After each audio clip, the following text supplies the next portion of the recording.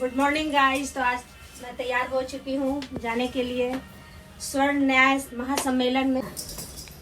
जैसे कि आप लोग देख सकते हैं, मैं तैयार होकर अब निकल चुकी हूँ घर से और मैंने लंबी दूरी तय करके पहुँची हूँ मैं स्वर्ण न्याय महासम्मेलन में। और यहाँ आने के बाद सबसे पहले डायरी मेंटेन हुआ, जिसमें हम लोग को अपना एड्रेस और फ़ोन नंबर लिखना था। सो हम इसे फिलअप कर रहे हैं। इसके बाद हम लोगों ने किया दीप प्रज्वलित और फिर हम लोग का एक फ़ोटो सेशन हुआ।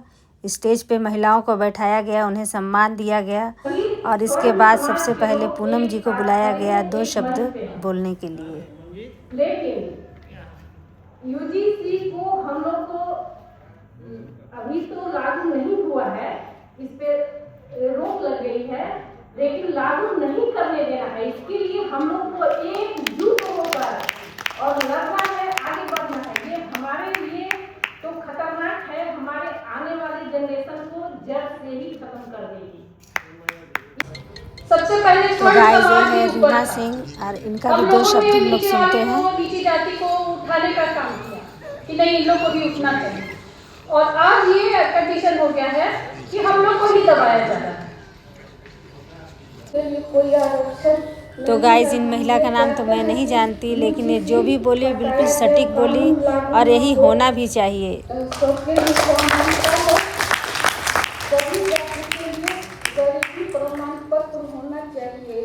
गरीब सभी जाति में होते हैं, स्वर्ण हो, ओबीसी हो, एसटी हो या एससी हो।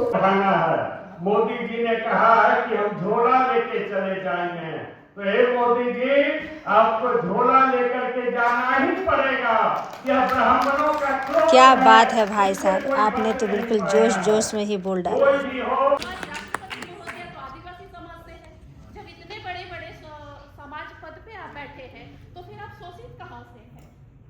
इनका जवाब कौन देगा? क्या हमें तो लगता है हम स्वर्ण ही शोषित है, जो कि हमारे पर इतने बड़े बड़े कानून लागू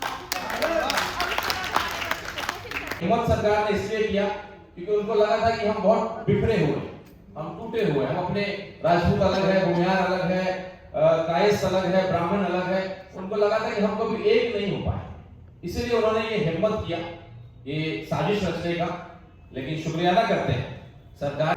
बिहार का दशा दिशा खुलता है।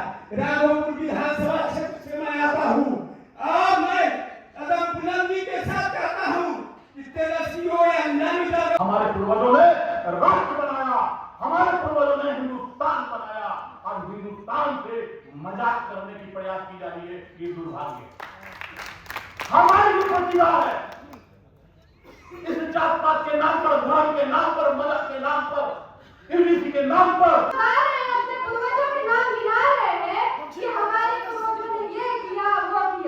बहुत अच्छी बात है। हमारे पूर्वजों ने रक्त से इस हिंदुस्तान को पीटा है। हमारे पूर्वजों ने एक चाणक्य जैसा आदमी को हमारे ब्राह्मण समाज ने आज ऐसा बना दिया कि पूरा इतिहास नाम लेता है और वहाँ ऊपर बैठे हमारे पूर्वजों हंस रहे होंगे कि कैसा नपुंसक औलाद पैदा कर दिए हम, जो आज क्या बात है, बहुत खूब बोली है। जय हो। के बराबर है और समाज के लिए चिंतित है। ये समाज की जो बात होती है तो सतयुग में, त्रेता में, द्वापर में, कलयुग में स्वर्ण समाज से ही धर्मग्रंथ और इतिहास है। और आज तो गाइस ये सारा मुद्दा यूजीसी मामले का है, उसे रोकने का पूरा प्रयास किया जा रहा है कि यूजीसी जो नियम लागू होने वाला है स्वर्णों के ऊपर, वो ना हो। तो गाइस यहाँ पे माया जी हम सारी महिलाओं को सम्मानित की, फूलों का माला पहनाई।